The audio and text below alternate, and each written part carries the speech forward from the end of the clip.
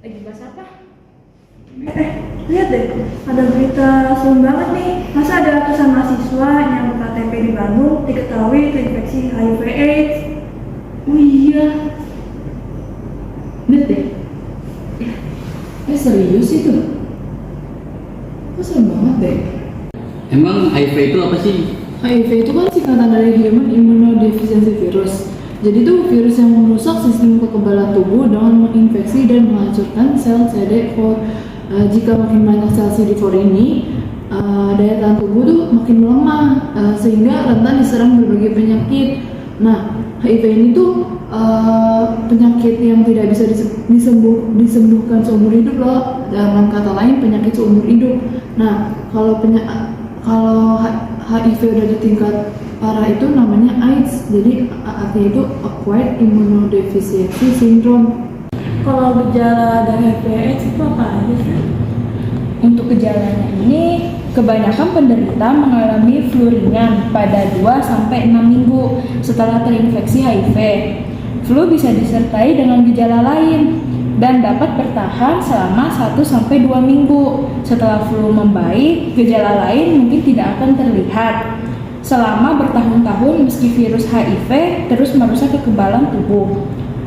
Sampai HIV ini berkembang ke stadium lanjut menjadi AIDS.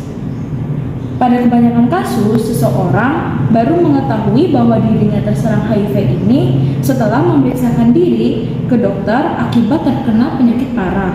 Kayak gitu. Tapi benar gak sih kalau penularan HIV/AIDS itu bisa lewat sentuhannya dari pasien?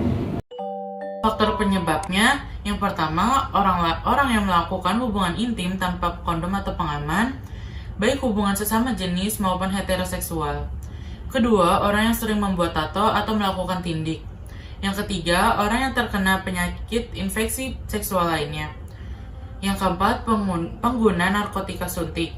Yang kelima, orang yang berhubungan intim dengan pengguna narkotika suntik. Oh, ini mitos ya, tapi kan ini penyakit seumur hidup. Terus ada nggak sih cara pengobatan HIV/AIDS ini? Ada kok pengobatannya, tapi nggak ngilangin total banget, cuma ngilangin doang. Pengobatannya ini dapat berupa terapi antiretroviral atau singkatannya ARV. Jadi ini kerjanya dapat mencegah virus HIV untuk mengadakan diri dan menghancurkan sel CD4 sehingga tidak menyerang sistem kekebalan tubuh kita. Pengobatannya ini bisa juga digunain buat ibu hamil supaya cegah penularan HIV-nya ke janin di perutnya. Namun perlu diingat juga pengobatan ini harus dilakukan secara rutin dan diminum sesuai jadwal di waktu yang sama setiap hari agar pengembangan virus dapat dikendalikan. Oh gitu. Tapi lo tahu nggak pencegahannya? Kalau untuk pencegahannya itu gampang sih, tahu sih.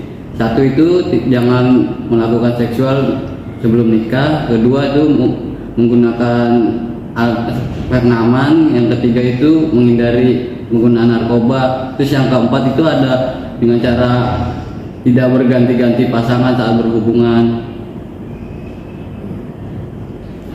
Nah, itu benar tuh. Informasi itu sangat penting. Selain kita bisa waspada dari penularan penyakit HIV, kita juga bisa kasih tahu ke orang lain kalau misalkan HIV itu sangat bahaya banget. Apalagi ini menyangkut nyawa dari orang, karena penyakit ini kan penyakit seumur hidup. Jadi kalau kita nggak mawas diri atau kita mawas orang lain, ya kita akan terkena. Nah benar, jadi kita bisa meminimalisir penyebaran HIV ini. Udah mau masuk kuliah nih, yuk kita masuk kelas. Ayo.